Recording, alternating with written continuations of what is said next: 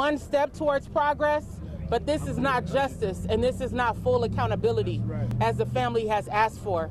I'm Nakima Levy-Armstrong. I'm a civil rights attorney based here in Minneapolis, and I'm standing next to Toshira Garraway, who is part of Family Supporting Families Against Police Violence, Jaylani Hussein from CARE Minnesota, and Michelle Gross from Communities United Against Police Brutality.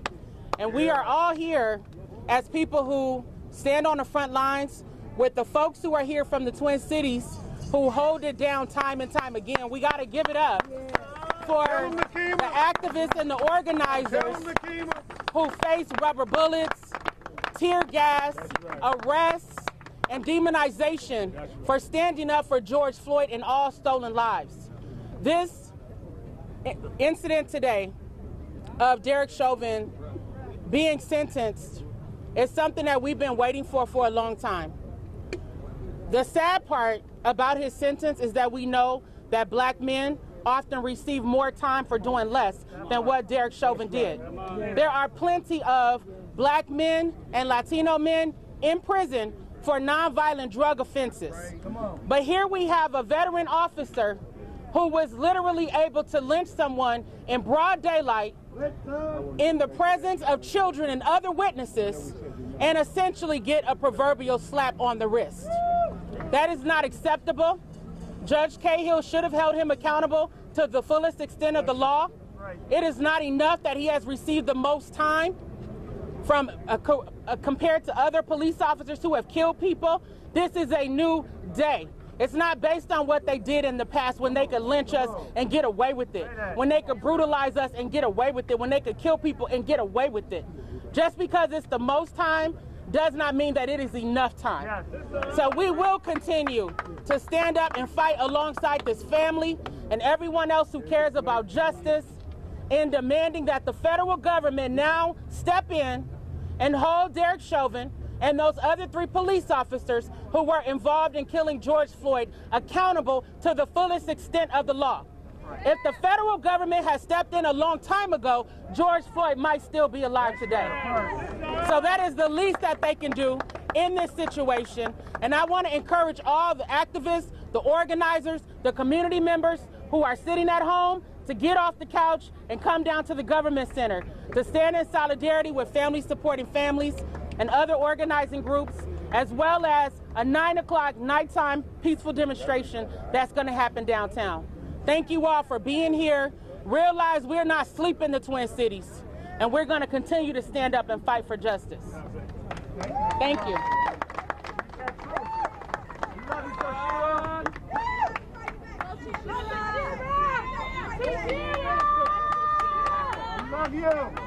My name is Toshira Garraway. I am the founder of Family Supporting Families Against Police Violence.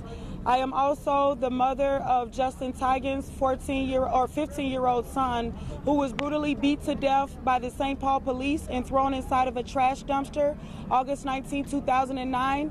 I stand here in solidarity with Emmett Till's family, Travis Jordan family, Brian Quinones family, Demetrius Hill, Jafford Smith, and so many other family, Kobe Heisler, Jacob Blake's family, so many other families that have led up to George Floyd and that have lost loved ones after George Floyd. I want the world to know that there is a group of families that are fighting together, that is standing up for justice, that is standing up in solidarity. And we ask that those voices be paid attention to. We ask that those voices that you do not hear about, those stories that have been swept under the rug, that people have not heard, we ask that you hear those voices. Because they were not successful with covering up George Floyd's murder does not mean that the rest of the murders are not just as important. The rest of the lives are just as important, and we want everyone to hear from those families. So I stand here to fight for those families. We will not back down. We will not be quiet in this time, but we are holding up the rest of the families that have taken the same loss as George Floyd family. We thank we are very thankful for the little bit of crumbs that they did give us today with holding this officer accountable. But just like George Floyd is the face of hundreds of murders around Minnesota that have been covered up, so is Derek Chauvin the face of hundreds of killer cops that are still out here walking around in our communities on the forces still serving. They have brutalized family members, they have brutalized the community, and we need these officers held accountable just like they held Derek Chauvin accountable today.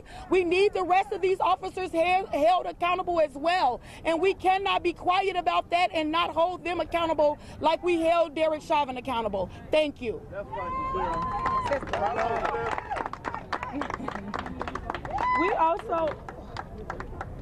We have Courtney Ross, the girlfriend of George Floyd, here today as well, standing in solidarity with the rest of our families as well.